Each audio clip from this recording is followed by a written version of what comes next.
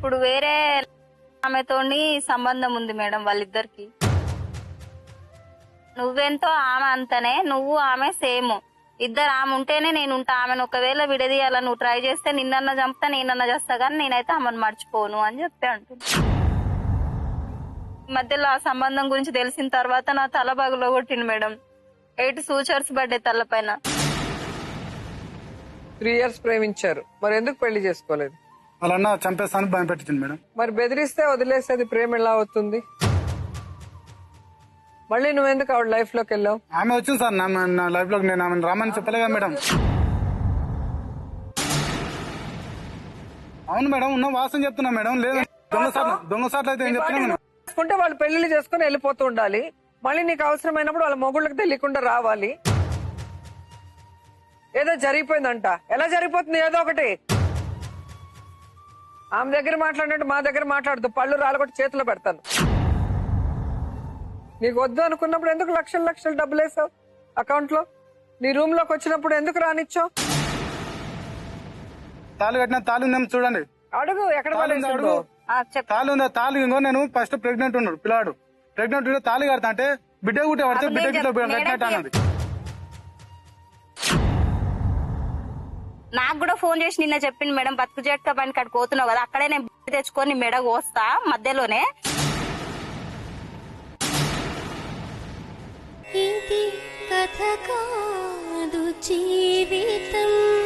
Sir madam ఇగో ఇట్లా కాదు, నన్ను జైలు పంపించినాక ఇట్లా నేను 2 నెలలు బుద్ధి వస్తాను. మా అమ్మల దగ్గర ఉన్నా నేను. నా తప్పైనా మా అమ్మ నాన్న కాలు పట్టుకుని నాకు ఇల్లు ఏం లేదు ఉంటామా అనుకుంటే తినుకుంటా ఆఫీస్ లో, మా ఊర్లో ఆఫీస్ ఉంటది, నైట్ పూట ఒక పూట అన్నం తిని ఆఫీస్ లో వండుకునేది.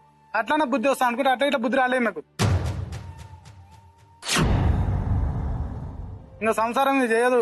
మళ్ళీ పోలీస్ స్టేషన్ లో ఉంటే పొద్దుగాల మళ్ళీ కేసు అయి జైలుకు వేసి నాకు ఇట్లా మళ్ళీ పొద్దుగాల పూట మళ్ళీ పోలీస్ స్టేషన్ లో పోయి పోలీసు వాళ్ళు మళ్ళీ ఇంటికి పంపించింది. నువ్వు అలాంటి ఆడవాళ్ళని వదిలేసి నీ భార్యతో పిల్లలతో ఉంటే వాళ్ళు కూడా నమ్ముతారు. నువ్వు ఫోన్లు మాట్లాడుకుంటూ సీక్రెట్ ఫోన్లు పెట్టుకొని సీక్రెట్ ఫోన్ అంటే ఏం లేదు మేడం. ఒక మాట, దానికి మొగుడు ఉండి కూడా భయం భక్తి లేదు. సీక్రెట్ ఫోన్ ఏం లేదు మేడం. మా అన్నకు బాగాలేకపోతే మా అన్న ఫోన్ తీసుకొని మేడం ఈయన దగ్గర సీక్రెట్ ఫోన్ ఉన్నట్టు ఒక మనిషి దగ్గర దాపెట్టినట్టు నేను ఫోన్ ఇప్పుడు కలుపుతా మేడం, మాట్లాడండి. ఈయన ఇప్పుడు నేను చెప్పనా పేరు? ఫోన్ షాప్ లో వాళ్ళ షాప్ లో ఫోన్ దాపెట్టిండు మేడం. దాపెట్టి మీ మరదలకు చెప్పకు అన్న, ఈ ఫోన్ నాదే, సీక్రెట్ సిమ్, ఆమెకు తెలియకుండా నేను మాట్లాడతా, ఇందులో పెట్టుకోతా, నువ్వు చెప్పక అని చెప్పి ఆయనకు చెప్పిండు అని చెప్పి ఆయన నేను ఇక్కడికి వచ్చిన అని తెలిసి నాకు ఫోన్ చేసి చెప్పిండు మేడం. అది కూడా నేను రికార్డ్ చేసిన. ఈయన సిమ్ ఉన్నట్టు నేను మధ్యాహ్నం 11:30 అయింది, ఇంకా ఇంటికి రాలే మేడం ఈయన.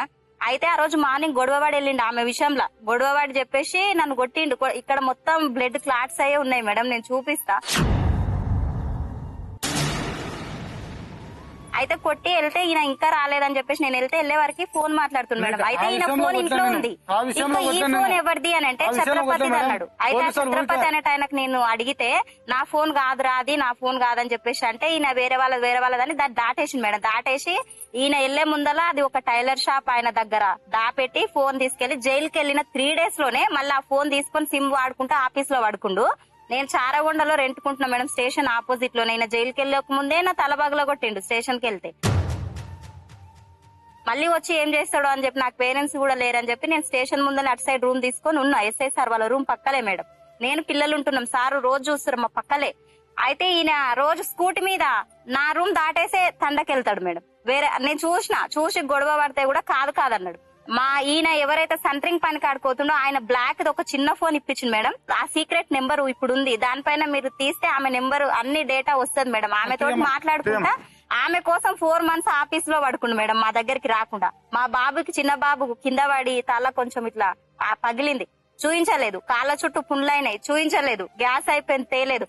తెల్లవారులో ఆన్లైన్ లో తాగుతాడు. నైట్ 12-1 వరకు వస్తాడు. ఏందనంటే నా ఇష్టం, నేను ఇంతే ఉంటా, నీకు ఇష్టం ఉంటే ఉండు, లేకపోతే అంటాడు. ఆ విషయం నేను దాని పేరు తీస్తే బాగుండదు, నేను దాని దగ్గర కాబట్టి దాని పేరు తీస్తే నేను చంపుతా. నాకు రోషం వస్తుంది ఆమెనంటే. పెళ్ళందంటే మాత్రం రోషం లేదు. నన్ను మొత్తం ఊర్లో ఆమె అంతవరకు చాలా బాగా చూసుకుంది మేడం. నన్ను ప్రతి పని తనే చేసేది. నా డెలివరీ టైంలో పెద్ద ఆపరేషన్ అయినప్పుడు కూడా తనే చేసిండు. అలాంటి మనిషి సడన్ గా చేంజ్ అయిపోయింది మేడం. చేంజ్ అయిపోయి నాకు పేరెంట్స్ లేరు ఊర్లో, ఇట్లా కులం చేసుకున్నామని ఎవరు మాట్లాడారు. కరోనా టైంలో నేను ఒక్కదాన్ని తల శారీ మొత్తం బకెట్ లో అద్దినట్టుగా అయింది మేడం బ్లడ్. అలా అయ్యి నేను అంబులెన్స్ వెళ్తే కూడా ఇంట్లోకి వెళ్ళి ఫోన్ మాట్లాడుకుంటా పడుకుందంట మేడం. ఈయన అది సార్ వాళ్ళు ఎంక్వైరీ చేసి వెళ్లేసరికి మళ్ళీ నా పిల్లమంటే నాకు ఇష్టం, నేను అట్లేం కాదని చెప్పి కనీసం ఏమైందని చెప్పి కూడా హాస్పిటల్ దగ్గరికి రాలే నేను 4 days లో తిరిగి వచ్చే వరకు కూడా. ఆయన అంతా అంటే చాలా పిచ్చింది మేడం పైన. ఎంత మంది చెప్పినా వినట్లేదు. ఆమెను తీసుకొస్తే మాత్రం నేను ప్రాణంతో ఉండను. బతుకు జట్కా బండి గనుక ఆమెను పిలిస్తే నువ్వన్నుంటావు నేనంట, ఆమె పేరు తీస్తే మాత్రం ఖచ్చితంగా చంపేస్తా అని చెప్పి నన్ను బ్లాక్ మెయిల్ నేను చంపేస్తాను చెప్పినాను. నేను తప్పు చేసిన మేడం, చేయలేదు అంటలేను. ఈమె 6 నెలల నుంచి మరి తిరుగుతూనే ఉంది. నేను ఇష్టం ఉన్న కాడికి పోతుంది. మరి ఏడవుందని అడుగుతా, నాకు హక్కు లేదా? నాకు హక్కు లేదు. నాకు ఇప్పుడు తాళు కట్టలేదురా నువ్వు. నాకు తాళు కట్టినవరా నీకు హక్కు ఉందా అంటున్నాను. పెళ్లి చేసుకున్నావనే చెప్తుంది. పెళ్లి కాదు, నా పిల్లలు నాకే ఉంటుంది మేడం. నాకు నీ ఇల్లు లేదు, నీ శిల్క ఉంది కదా, శిల్క నా పేరు మీద రాసి పిల్లలకు నా శిల్క పేరు మీద రాసి నువ్వు మరి నీ పుట్టిన పిల్లలకి నువ్వు రాసియాలి కదా. మరి నా పిల్లలు నేను ఉంచుకుంటా, నా పిల్లలు నేను ఉంచుకుంటా మేడం. నాకేదో రాసేమన్నా మేడం, నా పిల్లలు నేనే ఉంచుకుంటా. నాకే ఉంటారు కదా, నా పిల్లలు నేనే ఉంచుకుంటా. దాంతో నేను ఇప్పుడు చెప్తున్నాను గ్యారెంటీ నేను చేస్తున్నా. జూలై 6th మాట్లాడింది మేడం. ఇది ఈ 6th మేడం మాట్లాడిండు. ఈ 6th కే ఆమె రీసెంట్ గా ఫోన్ చేసింది మేడం. నేను చెప్తున్నా చేస్తే మాట్లాడినా అంటే మాట్లాడతారా పిల్లలతో? ఆమె ఫోన్ చేసింది మాట్లాడినా మేడం. ఏం మాట్లాడతారు మామూలుగా తెలియని ఆడవాళ్ళతో? నేను పోతలేను అని చెప్పాను. లేదు 10 మందిలో వెళ్ళి పని చేయాల్సి ఉన్నాడు కదా, పని చేయాల్సి తీసింది వేరే ఊళ్ళో పోయి బతున్నా మేడం. ఊళ్ళో విలువ లేకుండా ఇజ్జత్ తీలా నువ్వు తీసుకుంటున్నావు. మొత్తం తీసింది నువ్వు తీసుకుంటున్నావు నీ ఇజ్జత్. జూలై 6వ తేదీ మాట్లాడడం అంటే ఎన్ని రోజులైంది? ఈ రోజు డేట్ ఎంత? నువ్వు ఈ రోజుకి దాంతో మాట్లాడుతున్నావు, దాంతో చేయాల్సిన పనులన్నీ చేస్తున్నావు. ఈమె ఇజ్జత్ తీసిందా, నువ్వు ఇజ్జత్ తీసుకున్నావా? సరే నేను తీసినప్పుడు మేడం అన్ని మీద అన్ని తప్పులు నా మీద ఉన్నాయి మేడం. ఆమెనే కరెక్ట్, నువ్వు ఆమెనే కరెక్ట్ మేడం. మాట్లాడద్దు, ఆమెనే కరెక్ట్. నేను ఒక్కనే తప్పు చేసిన, నేను వేస్ట్ కానీ మేడం.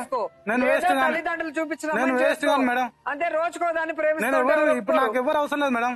నా పని తావడం ఉంటే చాలా అంతే. నేను తావడం చూసారుగా, ఆడదంటే ఆట వస్తువులాగా అనుకు మాత్రమే పనికొస్తుంది అన్నట్టుగా అతను చేసే పనులు స్పష్టంగా అర్థమవుతున్నాయి. తన పనికి అడ్డం వస్తే భార్య మీదైనా నిందలు వేయడానికి రెడీగా ఉన్నాడు. ఇలాంటి వాడికి కేసులు పట్టి లోపలికి పంపించినా కూడా ఇంకా బుద్ధి రాకుండా తన పరువు తీశారు అంటూ భార్య మీద మాట్లాడుతున్నాడే గాని ఇప్పటికైనా తను చేసింది తప్పు, భవిష్యత్తులో ఈ తప్పు చేయను, తన పిల్లల కోసం తాను సరిదిద్దుకుంటానన్న మాట రవి నోటి వెంట రాలేదు. ఈ సమస్యకు పరిష్కారం కావాలంటే డాక్టర్ కళ్యాణ చక్రవర్తి గారు, లాయర్ వెంకటేశ్వర్ గారు రావాలి.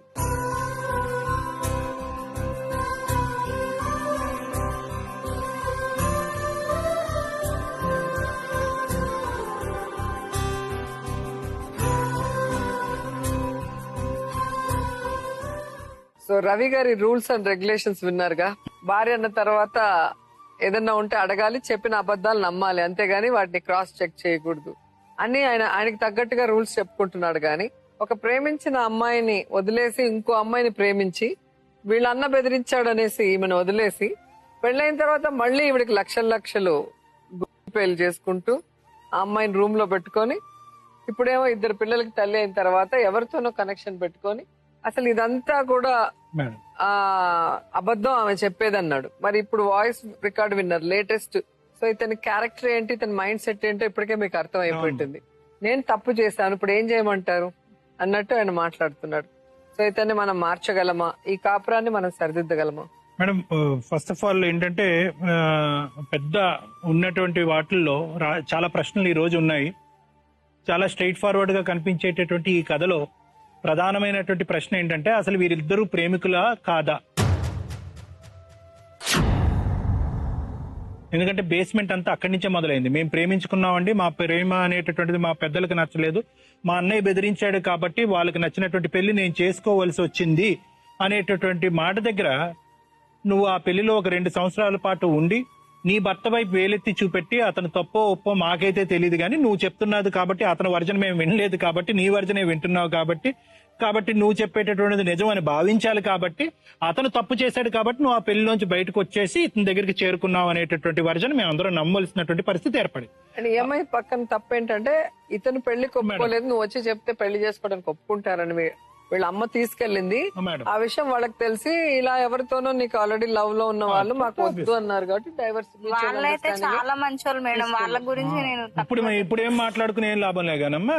మంచి అదే నాకు ఇందాక నుంచి వెనకాతలు కూర్చుని నవ్వాలో ఎడవాలో అర్థం కావట్లేదు. ఏ పెళ్లిని వదులుకున్నావో ఏ పెళ్లిని కాపాడాలనుకుంటున్నావు.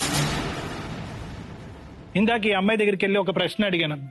సార్ కావాలంటే ప్రూఫ్ ఉంది, మా పెళ్లికి ప్రూఫ్ ఉంది. ఎవరమ్మా ప్రూఫ్ అంటే కనుక జ్యువెలరీ షాప్ లో బంగారు గోల్స్ అమ్మిన అతనికి ఫోన్ చేసి అడగండి సార్ అంటుంది. అంటే ఎంత దిక్కుమాలిన పెళ్ళమ్మ ఇది. అంటే అసలు పెళ్ళా కాదా, అసలు పెళ్ళా కాదా? ఒకటి ఏ పెళ్ళా కాదా, రెండోది ఏంటంటే ఏ పెళ్లిని వదులుకుని ఈ రోజు అది వాళ్ళది రాజకుటుంబం అండి, అది గొప్ప కుటుంబం అండి అని చెప్పి వాళ్ళు ఫుట్బాల్ తన్నట్టుగా తన్నేసి ఈ రోజు ఈ పెళ్లిని కాపాడాలనుకుంటున్నాం అన్నది ఆశను కలిగేటటువంటి అంశం. ప్రధానమైనటువంటి మెట్టు ఇందాక నేను మొదలు పెట్టినట్టుగా అసలు ఇక్కడ ప్రేమ ఉందా? ఎందుకంటే అలాంటి విడిపోయేటటువంటి బయటకు వచ్చేటటువంటిది భర్తతో విడాకులు ఇచ్చి, అంటే చాలా మంది ఆడపిల్లలు ఇలా చేస్తూ ఉంటారు. విడాకులు ఇచ్చి వచ్చిన తర్వాత ప్రేమికుడి దగ్గరికి వచ్చిన తర్వాత మీరు ప్రేమించుకున్నప్పటికంటే 10 రెట్లు ఎక్కువ బలంగా ఉంటది ఈ బంధం. కానీ ఇక్కడ అలా కనిపించట్లేదు. అంటే ఇక్కడ మనకు అర్థమయ్యేటటువంటిది ఏంటంటే ఐదర్ నువ్వు అతను కలిపి ఒక వ్యామోహం, అంటే ఒక ఇన్ఫాక్చుయేషన్ అనేటటువంటి గట్టు మీద నడుచుకుంటూ వెళ్లారు. కాబట్టి ఆ ఇన్ఫాక్చుయేషన్ అనేటటువంటిది ఇక్కడి వరకు లాక్కుంటూ వచ్చింది. కాబట్టి ఇక్కడ ప్రేమ అనేటటువంటిది బేస్మెంట్ లేదు. కాబట్టి అతను ఇప్పటికీ కూడా నీకు అన్నీ చేశాను, ఇవి చేశాను, అవి చేశాను అని అంటూనే నీ మీద నిందలేస్తూ అతను వేరే తాలు అనేటటువంటి డైరెక్షన్ లో వెళ్ళాడు. అంటే కనుక అసలు మీరు ప్రేమించుకున్నప్పటి నుంచి ఇప్పుడు వరకు దగ్గర ఒక 10 సంవత్సరాల పాటు ఎక్కడా కూడా ఒక బలమైనటువంటి ఒక గాఢమైనటువంటి ప్రేమాభిమానులు అయితే మాత్రం నాకైతే కనిపించట్లేదు. అసలు ఇతని క్యారెక్టర్ ఏంటంటే, ఇతని పరిస్థితి ఏంటంటే ఖచ్చితంగా ఇతను ఒక బార్డర్ లైన్ పర్సనాలిటీ అని అంటా ఉంటాం. బార్డర్ లైన్ పర్సనాలిటీ అంటే విపరీతమైనటువంటి ఉద్రేకము, ఆవేశము, సంతోషం వచ్చినా ఆపలేము, బాధ వచ్చినా ఆపలేము. అతను ఏదన్నా అతన్ని వేలెత్తి చూపెడితే తట్టుకోలేడు.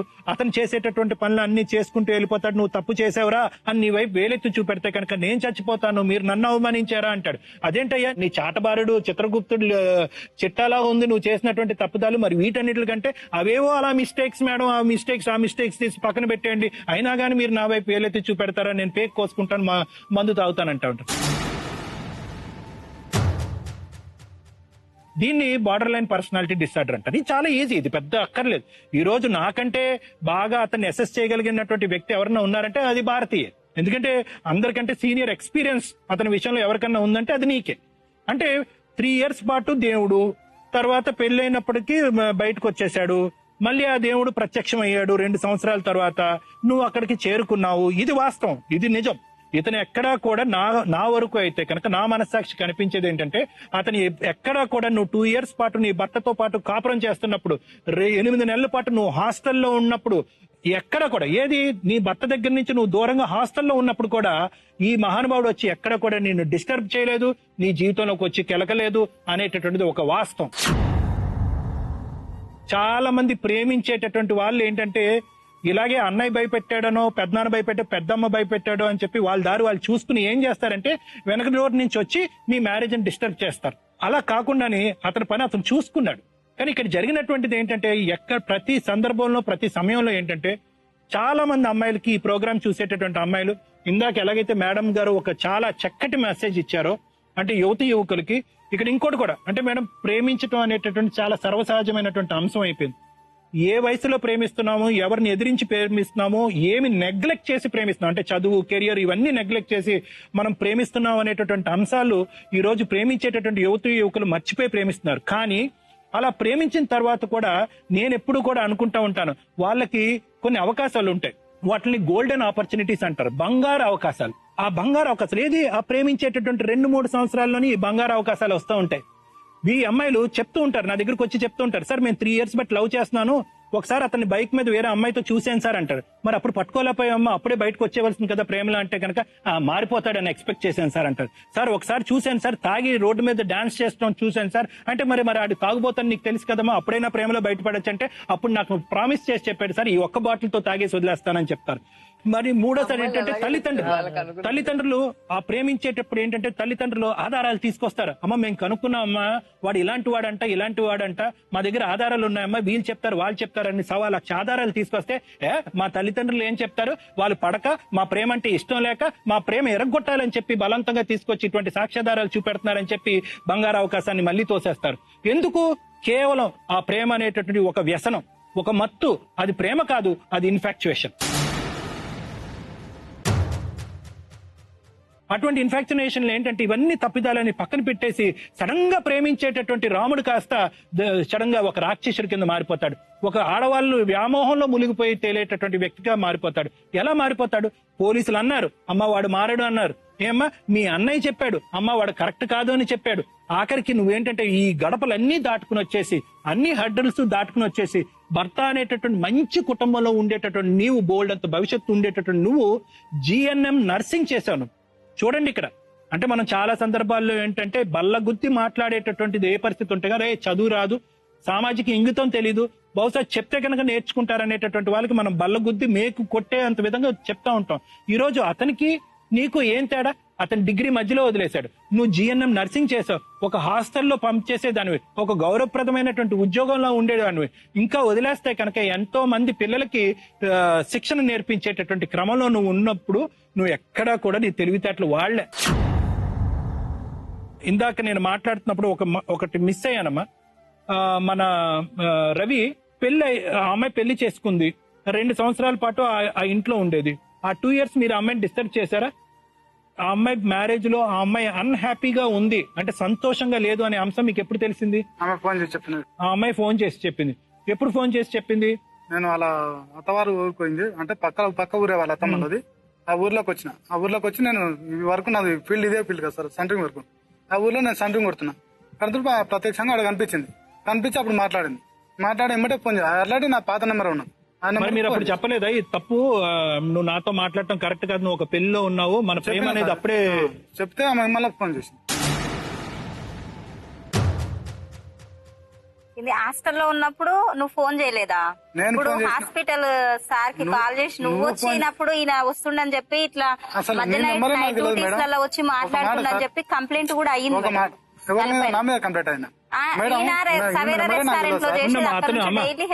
ఈమె నెంబర్ నాకు తెలియదు, నీ నెంబర్ నాకు ఎట్లా తెలిసింది చెప్పండి. నెంబర్లు వదిలేసే ఒకటి ఫోన్ చేస్తున్నా కానీ నేను డిస్టర్బ్ చేసిన పెళ్ళైనాక నేను డిస్టర్బ్ చేసిన ఎలా తెలుస్తుంది? పాత నెంబరే మేడం, పాత నెంబర్ ఏం లేదు, కొత్త నెంబర్ తీసుకున్నది. వాళ్ళ ఆయన నెంబర్ తోటే నాకు ఫోన్ చేసింది. ఓకే నెంబర్ ఒకటే, కానీ అతను చేసినందుకు నువ్వేం బాధపడలే కదా, నువ్వు ఆనందపడ్డావు కదా, అరే బలే మగాడు మళ్ళీ దొరికాడని సంతోషించావు కదా నువ్వు. Let us come to the point. అతను ఫోన్ చేసినప్పుడు నేను పవిత్రంగా పెళ్లి చేసుకుని తాలిబొట్టు కట్టించుకుని చక్కగా సంసారం చేస్తున్న స్త్రీ, మన ప్రేమ గత అని చెప్పి ఫోన్ పెట్టావా? ఫోన్ పెట్టేసావా, కంటిన్యూ చేసావా కాన్వర్జేషన్? ఫస్ట్ కలిసి don't answer to the point. నువ్వు నీ పాత ప్రేమికుడు నీకు ఫోన్ చేయటం అన్నది ఆనందించావా లేదా? అట్లేం లేదు సార్. లేదమ్మా, లెట్ us బి ప్రాక్టికల్. మీ అన్నయ్య మీ పెళ్లి అయితే బలవంతంగా చేశాడు గాని నువ్వు ముళ్ళ కంప మీద నడిచినట్టుగా అక్కడ కాపురం చేసావు. గతం ప్రేమ అనేది గుర్తుకొచ్చింది, పాత ప్రేమ మళ్ళీ దగ్గరికి వెళ్ళాలి అనేటటువంటి ఉద్దేశంతో చేతులారా ఇందాక నేను అన్నాను కదా బంగారు అవకాశం, ఆ బంగారు అవకాశం భగవంతుడు వచ్చి బంగారు పళ్ళంలో నీ కాళ్ళ దగ్గర పెట్టి ఇది కుటుంబం, ఇది మొగుడు, ఇది మగాడు అంటే కనుక తీసి పక్కన పెట్టి మళ్ళీ ఇక్కడికి వచ్చి అంటించుకుంది. దీన్ని సైకలాజికల్ ఫిక్సేషన్ అంటారు. ఏంటంటే సైకలాజికల్ ఫిక్సేషన్, ముందు నువ్వు వెనకతలు గొయ్యి, అక్కడ బయటకు వచ్చావు, నీకు ఇంకో దారి లేదు. నీకున్నది ఒకే ఒక దారి ఏంటంటే పాత ప్రేమని మళ్ళీ గెలిపించుకునేటటువంటి దారి ఒకటే నీకు కనిపించింది. కాబట్టి ఏమైందంటే కనుక అతను బహుశా నీకు అప్పటికే డౌట్ ఉంది, ఇతను కరెక్ట్ కాదేమో అనేటటువంటి డౌట్ ఉంది. మీ అన్నయ్య వాళ్ళు ఇతను ఎందుకు వద్దు అన్నారనేటటువంటి డౌట్ కూడా ఉంది. కానీ ఒక్కసారి గడప దాటిన తర్వాత మళ్ళీ యూటర్న్ తిరిగేటటువంటి అవకాశం లేదు. నువ్వు ఇంకా అలా వెళ్తూనే ఉన్నావు. అతని చేత బలవంతంగా తాళి కట్టించుకునేటటువంటి పరిస్థితి వరకు వెళ్ళావు. ఒక్క వాస్తవం మనం ఈ రోజు మాట్లాడుకుందామమ్మా. తాళి నువ్వు కట్టమన్నావా, అతనే బలవంతంగా కట్టాడా? ఆయనే కట్టిండు. ఏది నువ్వు వద్దన్నా? వద్దని నేనేమనలేదు మేడం. ఒక మాట, ఈ గొడవలని ఇన్ని సంవత్సరాల నుంచి కాదు, 6 months గొడవలు అవుతుంది మేడం, అంతే ఎక్కువ అయితే ఏం లేదు. అప్పటి వరకు అంత బాగానే ఉన్నాం. సెకండ్ పర్సన్ ఎప్పుడైతే వచ్చిందో అప్పటి నుంచి గొడవలు స్టార్ట్ అయినాయి. 6 years లో ఒక్కసారి కూడా గొడవ జరగలేదు. రాకుండా ఉంటే గొడవ లేదు, వచ్చిన ఆమెను కట్ చేసినా గొడవ ఆ లేదు. తప్పుకి ఎన్ని చేసిందో, ఎన్ని చిత్రాంశాలు పెట్టిందో నాకు తెలుసు మేడం. అప్పటికిట్లా నేను ఒక పోలీస్ స్టేషన్ మళ్ళీ పోలేదు, మళ్ళీ ఒక పెద్ద ఎందుకు మనిషి దగ్గరకు continue పోలేదు, చేస్తున్నావు? ఎవరి దగ్గరకు పోలేదు. ప్రతి ఒక్కటి ఈమె చేసుకుంటా పోతుంటే ఏమి ఎక్కడ రావంటే అక్కడికి పోవాలి నేను అంతే. అవునబ్బా, ఇప్పుడైనా అది కట్ చేసుకొని నేను కట్ వదిలేసుకోవచ్చు చేసుకున్నా కదా. మేడం. కానీ మొన్న రీసెంట్ ఫోన్ వచ్చింది మాట్లాడినా చెప్తున్నా మేడం. అది ఇట్లా తెలుసుదా, మాట్లాడితే మళ్ళీ గొడవ అవుతుందని మాట్లాడినామంటే నేను పనికి వెళ్తాను. నేను పొద్దుగా లేచి మన లేచి పనికి వెళ్తా. నువ్వు అసలు నాకు చెప్పవు చేయవు, అసలు నీ ఇష్టానికి నువ్వు తిరుగుకుంటూ మేడం, పోతున్నావు అంతే. ఈ ఫోన్ మొన్న అసలు ఎవరు మాట్లాడిన చెప్పరు. తర్వాత ఉండండి. మనం గిట్లా మనం ఫోన్ చేస్తే ఆమె ఎత్తదు, ఆమె ఫోన్ చేస్తే మనం ఎత్తాలి, మేడం ఇమీడియట్లీ ఎత్తాలి. నేను మొన్న రీసెంట్ గా ఎందుకు బయటకు వచ్చానంటే ఈ ఫోన్ వచ్చిన తర్వాత నేను అడిగాను మేడం, నువ్వు జైలుకి వెళ్ళి వచ్చిన తర్వాత కూడా మళ్ళా సీక్రెట్ ఫోన్ పెట్టి మాట్లాడుతున్నావు, ఎందుకు మాట్లాడుతున్నావు అంటే గొంతు బట్టి ఇలా ఇక్కడ చూడండి మేడం మచ్చలు ఓర్ల ఇన్ఫెక్షన్, దానికి నేను వెళ్ళిపోయా మేడం. అమ్మా నువ్వు ఎక్కడ సరిదిద్దుకోవాలో నీ జీవితాన్ని అక్కడ సరిదిద్దుకోలేదు. ఎందుకంటే నువ్వు ఎంతసేపు అతని గురించి మాట్లాడండి అని అన్నా, మేడం గారు అతని గురించి మాట్లాడండి అన్నా, కట్టే కొట్టే తెచ్చే అన్నట్టుగా అతని వ్యక్తిత్వాన్ని మనం చెప్పొచ్చు. ఎందుకంటే అతని వ్యక్తిత్వం ఎక్కడ మారలేదు, మొదటి రోజు నుంచి ఈ రోజు వరకు అలాగే ఉంది. నువ్వేమైందంటే కనుక నీ బంగారమైనటువంటి లోకం వచ్చి బురద గుంట్లో పడ్డావు. బురద గుంట్లో పడేటప్పటికి ఇప్పుడు మళ్ళీ ఆ బురదనంతా తీసి బంగారం వెతకటం మొదలు పెడుతున్నావు. అవ్వదు, అక్కడ బంగారం రాదు. నువ్వు ఏదో అర్థం చేసుకో. నువ్వు కడిగేటటువంటి ప్రయత్నం చేస్తున్నావు, కడగలేవు. అతను అలాగే ఉంటాడు, ఆ విధంగానే పుట్టాడు, అలాగే చస్తాడు అతను. సో ఇక్కడ ఏమైంది అంటే కనుక నీ జీవితం అంతా కూడా నీ GNM నర్సింగ్ వేస్ట్, నీ చదువు వేస్ట్, నీ ఉద్యోగం వేస్ట్, ఇవన్నీ పక్కన పెట్టేసి ఆఖరికి 2 ఆడపిల్లలు చూసుకోవాల్సినటువంటి బాధ్యతను కూడా పక్కన పెట్టేసి ఇతను మోటార్ సైకిల్ మీద ఎక్కడికి వెళ్తున్నాడు, ఆ తండాలోకి వస్తున్నాడా, ఆ తండా నుంచి ఎక్కడికి వెళ్తున్నాడు, ఏ ఫోన్ బ్యాక్ పాకెట్ లో పెట్టాడు, ఏ సిమ్ ఎప్పుడు మార్చాడు అనేటటువంటి లోకంలోనే నీ జీవితం అయిపోయింది. సో ఇక్కడ నువ్వు అర్థం చేసుకోవాల్సింది ఏంటంటే దానికి అతను ఉక్కిరి బిక్కిరి అయిపోయాడు. ఇదేం కర్మరా బాబు, వెనక్కి వచ్చినటువంటి ఆడదాన్ని కర్మ కొద్ది పెళ్లి చేసుకున్నాను, పెళ్లి చేసుకునేటప్పటికి నన్ను ఈ విధంగా చేస్తుందని చెప్పి అతను ఫీల్ అవటం ఆపేసి ఇతను ఫోన్ కాన్వర్సేషన్ లో గంటల తరబడి అనేటటువంటి అంశంలో అతను మునిగిపోయాడు. నా ఉద్దేశం ఒకటే, ఇక్కడ ప్రేమ గీమ ఏమీ లేదు. ఇక్కడ కేవలం ఏంటంటే వ్యామోహాలు ఉన్నాయి. వాళ్ళిద్దరు పెరిగి పెద్ద అయ్యే లోపు మీరిద్దరు సరిదిద్దుకునేటటువంటి అవకాశం ఆలోచన ఉంటే కనుక దయచేసి అర్థం చేసుకోండి. మనస్తత్వాలు మార్చుకుని ప్రయాణం చేసేటటువంటి ప్రయత్నం చేయండి. ఎందుకంటే ఆ ఇద్దరు అబ్బాయిల దృష్ట్యా, ఎందుకంటే ఇక్కడ కూడా అతను ఏంటి ఆన్ గోయింగ్ అక్రమ సంబంధం ఏమి ఉంది అని అనట్లేదు. తోటి నాకు సంసారం అవసరం లేదు. కావాలంటే పిల్లలు నేను తీసుకుంటాను, నా పిల్లలు నాకు గుడ్డు కాబట్టి నేను ధైర్యంగా తీసుకుంటాను. నేను ధైర్యంగా తీసుకుంటాను. చూసారు కదా, ప్రేమించిన అమ్మాయిని దక్కించుకోలేడు, అనుభవించిన మేడం పెళ్లి నేను. చేసుకున్న అమ్మాయి వద్దు కానీ తనకు పుట్టిన పిల్లలు కావాలంటారు. నాకు నరకం ఎక్కడో పెళ్ళైన ఆవిడతో అక్రమ సంబంధం పెట్టుకున్న నాకు వాడు అవసరం పిల్లలు లేదు ఏం మేడం. నా పిల్లలు పెంచగలడనే నాకు అనుమానం మనందరికీ వస్తుంది. అసలు వీళ్ళిద్దరిది పెళ్ళేనా, వీళ్ళిద్దరు కలిసే అవకాశం ఉందా? ఇతను జైలుకి వెళ్ళి వచ్చినా కూడా మార్పు రాలేదు అనేది స్పష్టంగా అర్థమవుతుంది. సో మార్పు రావాలంటే ఏం చేయాలి? ఇక్కడ మనం ప్రతి కేసును కూడా ఒకే దిశలో చూసేటటువంటి అవకాశం ఉండదు. ఆ కేసు యొక్క పూర్వాపరాలను బట్టి కొన్ని అంశాలు ఇక్కడ మటుకు తీసుకొచ్చేటువంటి పరిస్థితి తీసుకొస్తాయి. ఈ కేసులో మనకి ప్రధానమైనటువంటి అంశము మహిళ. సాధారణంగా మన సమాజాన్ని తీసుకుంటే, భారతీయ సమాజాన్ని తీసుకుంటే 70% మహిళలు తప్పకుండా ఏదో ఒక చోట మోసపోయి ఏదో విధంగా, అంటే పూర్తిగా సంతోషకరమైనటువంటి జీవితాన్ని జీవిస్తున్నారా అంటే లేదు అని ఖచ్చితంగా చెప్పాలి. దానికి ప్రధానమైనటువంటి కారణం ఏంటంటే మొదట మనం తల్లిదండ్రులను తీసుకోవాలి. చాలా మటుకు చాలా మంది జీవితాల్లోని, అంటే ముఖ్యంగా దిగువ స్థాయిలోని మహిళలు జీవితాల్లోని తల్లిదండ్రులు చేసేటటువంటి తప్పుల వలన పిల్లలు, ఆడపిల్లలు తమ జీవితాలని కోల్పోతున్నారు, బంగారు భవిష్యత్తుని కోల్పోతున్నారు. అది పేదరికం వలన కావచ్చు, అవిద్య కావచ్చు, లేదా వారికి సమాజం పైన సరైనటువంటి అవగాహన లేకపోవడం కావచ్చు, లేదా ఆడపిల్లని ఎంత తొందరగా వదిలించుకుంటే అంత మంచిది అనేటటువంటి అనాలోచితమైనటువంటి ఆలోచన కావచ్చు. వీటి వలన చిన్న తలంలోనే, అంటే మైనర్స్ గా అతి పిన్న వయసులోనే పెళ్లిళ్లు చేసి ఆ వచ్చేటటువంటి భర్త తాగుబోతా, తిరుగుబోతా, లేదా ఎటువంటి వాడు అని ఆలోచించకుండా పెళ్లిళ్లు చేసి వాళ్ళని నరకం అనేటటువంటి కూపంలో తోయడం వల్ల ఇక్కడ చాలా మటుకు ఆడవాళ్ళు తమ జీవితాన్ని, అంటే 14-15 ఏళ్ల తర్వాత ఇక జీవితమే లేకుండా ఒక దయనీయమైనటువంటి జీవితాన్ని గడుపుతూ ఉంటారు. ఇక మూడవది చాలా ఇంపార్టెంట్ విషయం ఏంటంటే, ఇక్కడ ఈ మూడో అంశం మాత్రం ప్రతి మహిళ వినాల్సినటువంటి విషయం ఏంటంటే, చాలా మంది మహిళలు తమంతట తమ జీవితాన్ని పాడు చేసుకునేటటువంటి వాళ్ళు. ఈ కేసు తన చేతులారా తన జీవితాన్ని పాడు చేసుకున్నటువంటి కేసు. ఇక్కడ ఏ విధంగా పాడు చేసుకుందంటే, మొదట ప్రేమ అనే అంశం తీసుకుందాం. ప్రేమ చూడండి, 6వ తరగతిలోనే అతనితో పరిచయం, అక్కడి నుంచి ఈమెకు ప్రేమ ప్రారంభమైంది. అంటే చదువుకోవాల్సినటువంటి వయసులోని ప్రేమ ప్రారంభమైంది. ప్రేమించడం తప్పని నేను అనట్లేదు, కానీ ప్రేమించేటప్పుడు దానికి ఒక సమయం ఉంటుంది. ఎప్పుడు ప్రేమించాలి, ఎలాంటి వాడిని ప్రేమించాలి, ప్రేమని ఏ విధంగా సఫలం చేసుకోవాలి అన్నట్టు ఈ 3 అంశాల్లో చూడవలసినటువంటి ఆవశ్యకత ఎంతైనా ఉంది ప్రేమలో. అప్పుడే ఆ ప్రేమ సఫలమయ్యేటటువంటి ప్రేమ, అదే నిజమైన ప్రేమ, నికాసరైన ప్రేమ అని చెప్పొచ్చు. అంటే నువ్వు చదువుకోవాల్సినటువంటి సమయంలో చదువుకొని నీ అంతటి నీవు ఆర్థికంగా నిలదొక్కున్న తర్వాత నీ పెద్దవాళ్ళ యొక్క అనుమతి తీసుకొని నువ్వు పెళ్లి చేసుకుంటే ఆ ప్రేమకు ఒక పరిపూర్ణత, ఒక నిజమైనటువంటి ఒక డెఫినిషన్ ఏర్పడేటటువంటి అవకాశం ఉంది.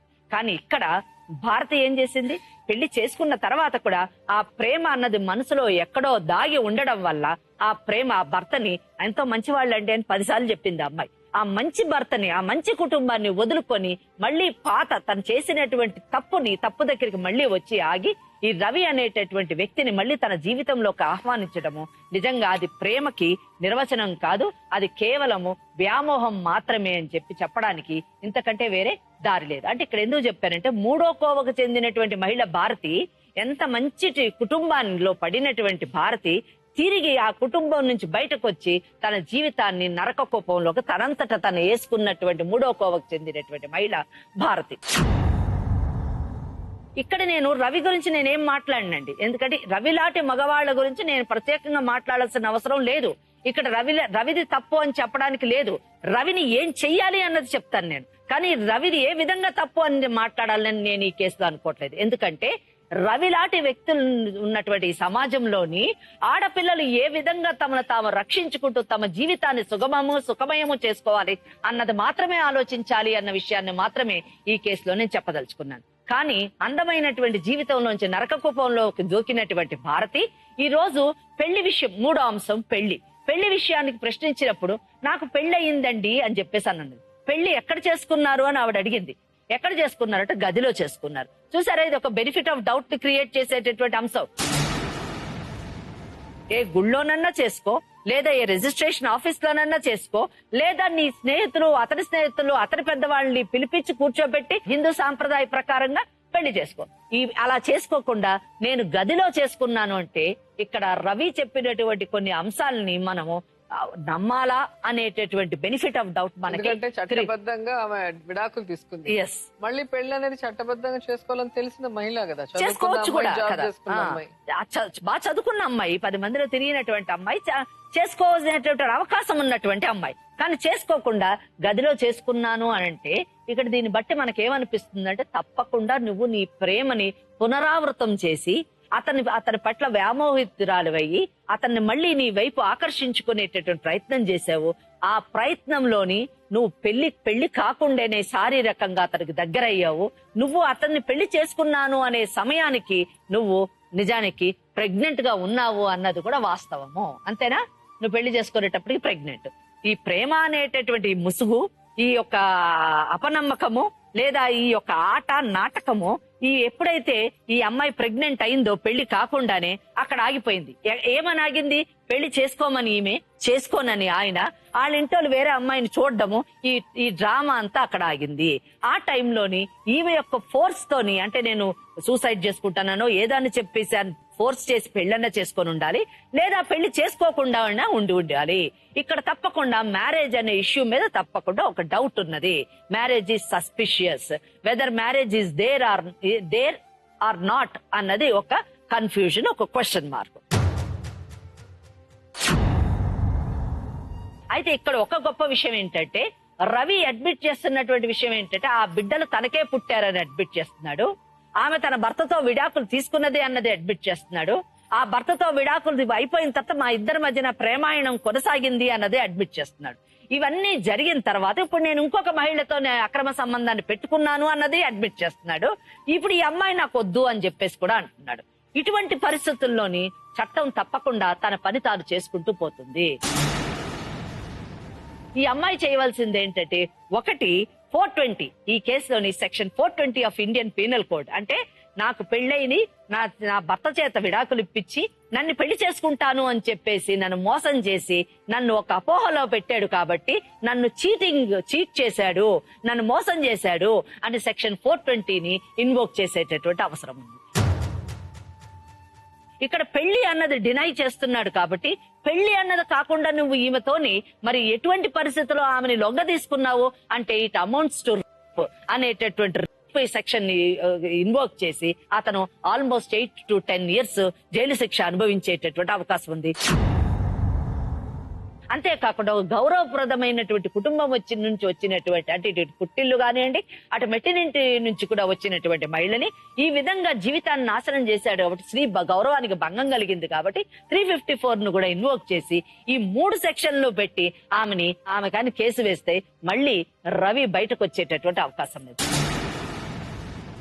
అయితే రవి ఏ ఆలోచనలో ఉన్నాడంటే ఈ రోజు ఒక మాట అంటున్నాడు. ఏమంటున్నాడంటే ఏమన్నా చేయనీయండి నన్ను, నేను మాత్రం ఆమెతో ఉండేటటువంటి అవసరం లేదు, ఉండేటటువంటి అవకాశం లేదు, పిల్లల్ని నాకు ఇచ్చేయండి నేను చూసుకుంటాను. ఆయన ఆలోచన ఏంటంటే ఇక్కడ ఇంకో పాయింట్ కూడా ఇక్కడ ఈ కేసులోని అమ్మాయి పేరేంటమ్మా అనేటటువంటి మహిళ తప్పకుండా ఈ ఎపిసోడ్ చూస్తుంది అని ఆశిస్తూ ఈ అనేటటువంటి మహిళ తెలుసుకోవాల్సింది ఏంటంటే ఎప్పుడో చిన్నప్పటి నుంచి ప్రేమించినటువంటి భారతినే ఇంత అద్భుతంగా మోసం చేసినటువంటి రవి, నువ్వు ఒక పెళ్ళైనటువంటి మహిళవి, నీ భర్తతో ఉంటున్నావు, నీకు పిల్లలున్నారు, నిన్ను కేవలం అవసరానికి మాత్రమే ఉపయోగించుకొని ఆ తర్వాత నిన్ను తోసిపాడేసేటువంటి అవకాశం లేదు అని అనుకోవడం నీ మూర్ఖత్వానికి నిదర్శనము.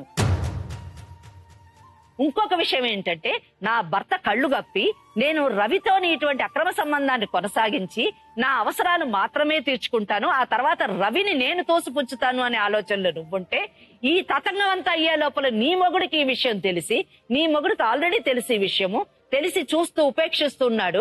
ఎందుకంటే ఆయనకు కూడా కొన్ని అవసరాలు తీరాలేమో, ఆ అవసరాలు తీరిన తర్వాత నిన్ను తన్ని తగలేసేటటువంటి అవకాశం ఉంది కాబట్టి ఎటు చూసినా నీ జీవితం రోడ్డు మీదకి వచ్చేటటువంటి అవకాశం ఉంది. నిన్ను కూడా పార్టీని చేసి ఈ అమ్మాయి కోర్టులో కేసు చేస్తే నువ్వు, నీ భర్త, నీ పిల్లలు అందరూ రోడ్ల మీదకి, నువ్వేమో జైల్లోకి వెళ్లేటటువంటి అవకాశం ఉంది. ఇంకొక విషయం ఏంటంటే ఒక నెల మాత్రమే జైల్లోకి వెళ్ళి వచ్చేసాను కాబట్టి ఏముందిలే, నెల రోజులే కదా, రేపు ఇంకొక మేడం చెప్పే కేసులు కూడా వేస్తే ఇంకో నెల రోజులు వెళ్లేసి వచ్చేస్తాను, బెయిల్ ఇప్పిస్తారు, ఆ తర్వాత యాజ్ యూజువల్ నా సెంటరింగ్ పని చేసుకుంటాను అనే ఆలోచనలో రవి ఉంటే తప్పు. నేను చెప్పేటటువంటి సెక్షన్స్ అన్ని కానీ వేస్తే మొదట ఒక నెల రోజులు బెయిల్ మీద రావచ్చేమో కానీ 354లోని రేప్ కేసులోని బెయిల్ కూడా వచ్చేటటువంటి అవకాశం లేదు. ఈ కన్విక్షన్ మాత్రం తప్పకుండా పడుతుంది. 8 సంవత్సరాలు పరిపూర్ణంగా తన రెస్ట్ ఆఫ్ ద లైఫ్ ఆయన జైల్లో ఉండేటటువంటి అవకాశం ఉంది. జైల్లోని చాలా చక్కగా ఫుడ్ పెట్టి మీ చేత అన్ని గౌరవప్రదంగా మీకు అన్ని లాంఛనాలు చేస్తారనుకోవడం తప్పు. అక్కడ ఉండే పని అక్కడ ఉంటుంది. అక్కడ మీరు ఏ విధంగా రిఫార్మ్ అవ్వాలని చెప్పేసి జైలు శిక్ష విధిస్తారు. ఆ రిఫార్మేషన్ ఏదో 8 సంవత్సరాలు జైల్లో ఉండి రిఫార్మ్ అయ్యే కంటే ఇక్కడ ఆలోచించి సరైనటువంటి నిర్ణయం, ఎందుకంటే అక్రమ సంబంధం పెట్టుకున్నారు బాగానే ఉంది కానీ పొందేటటువంటి అవకాశం ఈ కేసులో లేదు. ఎందుకంటే ఆమెకు ఆల్రెడీ మొగుడు ఉన్నాడు, పిల్లలు ఉన్నారు. ఆ విషయం తెలిసి అతను నీ మీద కేసు వేస్తే నిజం చెప్పాలి అది ఇంకా స్ట్రాంగ్ కేసు. ఎందుకంటే అడల్టరీ అన్నది సుప్రీంకోర్టు కొట్టేసినప్పుడు ఒకటే చెప్పింది, మహిళకి పూర్తి స్వాతంత్రాన్ని ఇవ్వడానికి, ఆమె తన ఇష్టానుసారంగా జీవించడానికి అడల్టరీ అన్నది కొట్టేశాం గాని ఆ మగవాడు ఏ మహిళ పాడైపోతుంటే ఆ భర్త మానసిక హింసకు లోనవుతున్నాడో ఆ భర్త ఎవరైతే ఈ అక్రమ సంబంధానికి పూనుకున్నారో ఆ వ్యక్తి మీద గాని కంప్లైంట్ చేస్తే ఉపేక్షించము, లోపలికి పంపించేస్తాం, బెయిల్ కూడా ఇవ్వమని చెప్పేసి సుప్రీంకోర్టు చాలా క్లియర్ గా చెప్పింది. ఈ తతంగం అంతా అనవసరం. నీకు ఒక మంచి భారతి అనేటటువంటి ఒక మహిళ ఉంది, భార్య అనే పదాన్ని నేను ఉపయోగించట్లేదు. ఆ మహిళ ద్వారా నీకు 2 పిల్లలు ఉన్నారు. ఆ అమ్మాయిని నీవు భార్యగా చేసుకొని నీ పిల్లలకు జీవితాలు 2 కొడుకులు, ఎందుకంటే వాళ్ళు అబ్బాయిలు చాలా తొందరగా పాడైపోయేటటువంటి అవకాశాలు ఎక్కువ ఉంటాయి. ఇదే కంటిన్యూ అయితే నీలాగా తాగుబోతులన్నా అవుతారు, నీలాగా తాగుబోతులన్నా అవుతారు, లేదా ఈమెలాగా ఉండండి. అంతవరకు మందాలు వాటికి లేదు. నాకు 6 months నుంచి మందు తాగుతున్నా. లవ్ లో నీకు అలవాటు, తర్వాత అఫైర్లు అలవాటు, తర్వాత పెళ్ళైన వాడంతా అఫైర్లు అలవాటు, ఇప్పుడు తాగుడు. అది ఏదైనా స్టెప్ బై స్టెప్ వస్తుంది, ఒక దాని దగ్గర నుంచి ఒకటి వస్తుంది. మా అమ్మ నాన్నకి ఇట్లుండి నాకు ఇంతకుముందు జైలు పెట్టిస్తే కాదు అంటున్నా. ఎక్కడ ఎవరు అవసరం లేదు మేడం. నీ కొడుకులు ఉండగానే నీ కొడుకులు అంటే ప్రేమ లేదా మరి ఆమె నీకు? చూసుకుంటా సార్ ఇంకా ఎలా మనం నా జీవితం మొగంతో అవసరం లేనప్పుడు ఇంకా పిల్లలు అవసరం ఉంది మేడం. నాకు పిల్లలు అవసరం లేదు, ఎవరు అవసరం లేదు ఇంకా. మూడు కావాలని అసలు నాకు అవసరమే లేదు ఆమె. నేను జైలు కన్నా వనికి రెడీ ఉండా మేడం. ఆమె నువ్వు వద్దని చెప్పట్లా, నువ్వు ఆమె వద్దని చెప్తున్నావు. నన్ను మేడం ఇప్పుడు మంచి జీవితాన్ని పాడు చేసుకుంది మంచిగా నీ వల్ల. మాట్లాడుతున్నా ఆమె తీయ. ఆమె మాటలు ఎట్లా ఉంటావో ఎంత తెలివిగా మాట్లాడుతుందో నాకు చెప్పాను తెలుసు. కదా అది ఇందాక ఆమె ఆవిడ- తెలివి ఎంత తెలివి ఉందో నాకు తెలుసు మేడం. నిజంగా తెలివైందైతే కొంప పెళ్లి కొల్ల చేసుకున్న చేసుకోవద్దు. మొగుడుతో హ్యాపీగా ఉండుంటుంది. నీలాంటి తో వచ్చి సరే ఈ రోజు మేడం, ఇలా నాకు అవమానపడదు. దాంతో పోవద్దు, దీంతో పోవద్దు, నన్ను చూసుకొని నీ కాళ్ళు మేడం, పట్టుకోవాల్సిన అవసరం ఇదిగో, లేదు. తాళి నేను కట్టకుండా అనుమానించాలంటే నేను గౌరవంగా అనుమానించాను. తాళి నేను కట్టిన వాళ్ళని అనుమానించాలంటే వదిలేసి వచ్చిందయ్యా. ఒకసారి నువ్వు తాళి కూడా నేను కట్టలేదు అంటున్నావు. అనుమానించాలంటే ఎంత మేడం చెప్పండి. నేను అనుమానించాలంటే అనుమానించిన ఏనాడని అనుమానించినాడు. నువ్వు తాళే ఏనాడనా అనుమానించినాను. తాళే కట్టనోడివి, నీకేం రైట్స్ ఉంది ఆమెను మరి నా మీద ఏం మాట్లాడడానికి? రైట్స్ ఉన్నాయి మేడం? అదే అంటున్నా, నువ్వు అందుకే వస్తున్నావు నువ్వు లేని కాబట్టి. రైట్స్ వేస్తున్నాం. వేయండి సో వేయండి మేడం. నేనేమంటున్నట్టు ఈ కేసులన్నిట్లోని ఆ జీవితం రవి బతికిన దానికన్నా నలభై బతికిన నువ్వే నీ పిల్లల్ని వదిలేసి వాళ్ళ కదా, ఆ, వాళ్ళ అవసరం లేదు మేడం. వదిలేసి నేను ఆ వచ్చింది. 4 గోడల మధ్యాహ్నం బతాను నిమ్మలంగా. 10 మంది ముందర ఆ గౌరవంగా అమ్మాయితో జరిగే ఇద్దరు పెళ్లిలో పిల్లల కన్నా వదిలేసి నువ్వు వచ్చింది. ఇంతకాలం తాళి ఎందుకు కట్టలేదు? ఒక్క మాట చెప్పు. నేను తాళి కడతాను చెప్పిన సార్. ప్రెగ్నెంట్ ఉన్నది పాపను మనం ఉడితే మళ్ళీ ఆమె మరి తాళి కట్టకపోతే ఇందాక తాళి ఏమైంది? ఆ మెళ్ళో తాళి ఉందేమో చూపించాను. ఎందుకన్నావు నువ్వు? నేను తాళి నేను లేదు కట్టిన మరి. తాళి ఉందా అని అడిగావా? తాళి కట్టలేదు. తాళి కట్టిన నేను మొగడాన్ని నా మీద ఆధారం కేసు చూపెట్టు. వేసి నువ్వు ఆధారం అన్నావు నేను చూపెట్టాను. కట్టిన తాళి ఆధారం చూపెట్టా చెప్పి నేను. మరి తాళి కట్టినప్పుడు ఎలా అనుకున్నావు? అమ్మాయిని ఇద్దరు పిల్లల్ని ఎలా కన్నావు? ఆమె ప్రెగ్నెంట్ అయింది. ప్రెగ్నెంట్ కి నేను పుస్తకం కడతాను చెప్తే ఎందుకు పుస్తకం కట్టొద్దు, ఒకవేళ పాప గిట్ట కడితే పాప కట్టినట్టు అవుతుంది, కట్టకని చెప్పి. డెలివరీ అయ్యాక కట్టచ్చుగా. డెలివరీ అన్నాక మళ్ళీ డెలివరీ అయిపోయినది నేను 4 months కే మళ్ళీ ప్రెగ్నెంట్ మళ్ళీ ఏంటి అయితే ఆ మధ్యలో ఒక 2 నెలల గ్యాప్ ఉందిగా, అప్పుడు కట్టచ్చుగా. 4 months 6 months కు 2 నెలలు పడుతుంది తాళి కట్ట. ఆయనకు మళ్ళీ ఇంటనే కట్టాలా సార్ ఇంకా? మనం అలాగే ఏదైనా మధ్యలో అంటే గ్యాపే లేదయ్యా. 3 వేయటానికి బెలే చెప్తావు సరే కామెడీ. పోనీ రవి, ఉన్న వాసన సరే కలిసి పోనీ, చెప్పిన నువ్వు సార్. చెప్పింది మేము పూర్తిగా నమ్ముతున్నాం. అందుకే నువ్వు పెళ్లి కాలేదన్నావు, పెళ్లి కాలేదన్నదే నమ్ముతున్నాము. ఈ కేసులన్నిట్లో పడే బదులు నేను చెప్పేది విను. నువ్వు చెప్పేది రెండే ఆమె మీద ఎలిగేషన్స్ పెట్టావు. ఒకటేం పెట్టావంటే ఈ అమ్మాయి అసలు నీకు ఒక్క పూట కూడా అన్నం పెట్టలేదు, అసలు నన్ను గౌరవించదు అన్నది ఒకటి, నన్ను చాలా అనుమానిస్తుంది అని చెప్పావు. సో అనుమానం అన్నది అయితే మనం కొట్టిపడేయడానికి లేదు, నువ్వు పెట్టుకున్నావు అన్నది నువ్వే ఒప్పుకున్నటువంటి విషయం. దాని వల్లనే గొడవలు వస్తున్నాయి. మొన్నటి మటుకు కూడా చాలా బాగున్నాము అని చెప్పావు, నువ్వే చెప్పావు. ఈ మధ్యనే గొడవలు వస్తున్నాయి. ఆమెలో ఉన్నటువంటి తప్పిదాలని మేము సరి చేస్తాము. అటువంటి తప్పిదం మళ్ళీ చేయకుండా, అటువంటి అనుమానాలు కానివ్వండి, అటువంటి నిన్ను కించపరిచేటటువంటి పనులు కానివ్వండి చేయకుండా ఆమెకి మేము చెప్తాం, నచ్చ చెప్తాం. నువ్వు కూడా అనేటటువంటి మహిళ జోలికి నాకు వెళ్ళకుండా ఎవరితోటి వద్దు నా మేడం. భార్య నాకు ఎవరితోటి వద్దు మేడం. నా జైలు పంపించండి, అలా ఉంటాను నేను అంతే.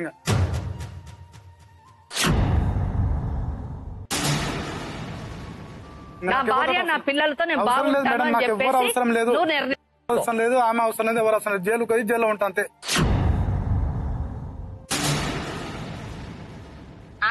ఆమెతో ఈయన ఫోన్ మాట్లాడుతుంది మేడం మొన్న నైట్. ఆమెను వదిలే నీకు బావా మూసుకొని లేదంటే కూర్చోండి, జైలుకి పోతానే నేను రెడీగా మాత్రం ఉన్నాను నీతోటి నేను. మాట్లాడను. ఆమె కిడాకులన్నీ ఇయ్యి, దానికి చంపనన్న చంపు కానీ దాన్ని మాత్రం తీసుకురాకు, నన్ను బయటేస్తుంది అని చెప్పి ఈమెతో చెప్తే సరే సరే అని చెప్పిండు మేడం. అదే విధంగా ఆయన మేడం ఉండమ్మా, మేడం ఒక పని చేద్దాము. ఎందుకంటే ఇప్పుడు ఇటువంటి రవి లాంటోళ్ళు, ఇటువంటి అమ్మాయిల జీవితాలు అంటే మంచి కుటుంబంలోంచి తీసుకొచ్చి ఆ కుటుంబాన్ని నాశనం చేసి ఈ జీవితాలను పాడు చేస్తూ ఉంటే చూస్తూ వద్దు, నేను జైలుకి పోతాను. జైలుకి పోతాను అని లాడ్జిలాగా బ్లాక్ మెయిల్ ఈ వెళ్తాను, మాటలన్నీ పోతే మాట్లాడుకుంటూ మేడం, ఉన్న వాస్తవం సరే నువ్వు నిర్ణయం తీసుకున్నావు కదా, నీది అయిపోయింది నీ నిర్ణయము. మేమేం చేస్తాం, నువ్వేం చేయమంటే చేయమన్నావు కదా, ఆపేయి. మేడం. ఏ ప్రాంతం చెప్పి నాకు ఊరు తెలియదు మేడం. ఊరు తెలియకుండా దాంతో పోతున్నావా? ఊరు తెలియదు మేడం. మేము మాకు 2 నిమిషాల పని అది చేయడానికి. ఇట్లా ఆడవాళ్ళని చేసేసి మేము పిల్లల్ని కనేసి వాళ్ళని రోడ్డు మీద వదిలేస్తామంటే మేము జైలుకి పోతాము అని చెప్పేసి పిచ్చి పిచ్చి మాట్లాడి మన జైలు పోతామని ఈమె దగ్గర మాట్లాడి దగ్గర మాట్లాడితే బాగుంటది, మన దగ్గర మాట్లాడితే బాగుంటది. అది మనం ఈ కేసు టేకప్ చేద్దాము. ముందు లోపల ఇప్పిస్తాము, తర్వాత ఇతన్ని కేసులోని అలాగే చీటింగ్ కేసులోని ఇరికించాలి. తప్పకుండా మనం కన్సర్న్డ్ కోర్టులోని పిటిషన్ వేస్తాము. కన్సర్న్ పోలీస్ ని ఇన్వోక్ చేస్తాం. రాములు మేడం. ఏ తాండా? రాములు ఏ తాండా? బిల్డింగ్ తండం, దేవరకొండ బిల్డింగ్ తండం. దేవరకొండ. ఓకే, మరి దేవరకొండ బిల్డింగ్ తాండాలో ఉన్న లాంటి వాళ్ళ వల్ల ఈరోజు భారతి లాంటి అమ్మాయిల జీవితాలు ఎలా నాశనం అవుతున్నాయో మనం అర్థం చేసుకుంటాం. ఎందుకంటే వాళ్ళ ఆడియోస్ మనం వినటం జరిగింది. అండ్ రీసెంట్ గా కూడా వాళ్ళిద్దరూ మాట్లాడుకున్న మాటలు మనం విన్నాం. అంటే రవి అమ్మాయిల్ని ప్రేమించడం, వదిలేయటమే కాకుండా పెళ్ళైన ఆడవాళ్ళ జీవితాలను కూడా ఎలా డిస్టర్బ్ చేస్తాడనేది స్పష్టంగా అర్థమవుతుంది. ఇక్కడ తప్పుల మీద తప్పులు చేస్తూ ఏదో తప్పు జరిగిపోయింది, దాన్ని ఏంటి పెద్దగా చూపిస్తున్నారు, నేను కావాలంటే జైలుకి వెళ్తానని చెప్పి మళ్ళీ మన మీదే తిరగబడటం అనేది గమనించాల్సిన విషయం. ఇలా సొసైటీ అంటే భయం లేదు, చట్టాలంటే భయం లేదు, న్యాయస్థానం అంటే గౌరవం లేని రవికి వాటి విలువ ఏంటో రుచి చూపించాల్సిన అవసరం ఉంది. ఖచ్చితంగా ఈరోజు ఒక బంగారు భవిష్యత్తు చూడాల్సిన భారతిని తన జీవితం నాశనం చేసి ఈ రోజు నడి రోడ్డు మీదకి తీసుకొచ్చినందుకు చీటింగ్ కేసు, అలాగే తాళి కట్టకుండా ఆమెని ఇద్దరు పిల్లలకి తల్లిని చేసినందుకు మరి కేసు కూడా పెట్టాల్సిన పరిస్థితి ఉందని లాయర్ గారు చెప్పడం జరిగింది. సో ఇలా అతని మీద పెట్టే సెక్షన్స్ అన్ని పెట్టి రవి లాంటి మగవాళ్ళు మరి ఏ భారతి లాంటి అమ్మాయి జీవితాన్ని నాశనం చేయకుండా ఒక గుణపాఠం చెప్పాలని డిసైడ్ అయ్యాం. ఈ కేసు మరి బతుకు జట్కా బండి సపోర్ట్ చేస్తూ ముందుకు తీసుకెళ్తుందని ప్రమాణం చేస్తూ మరో సమస్యతో మళ్ళీ కలుద్దాం. అంతవరకు సెలవు.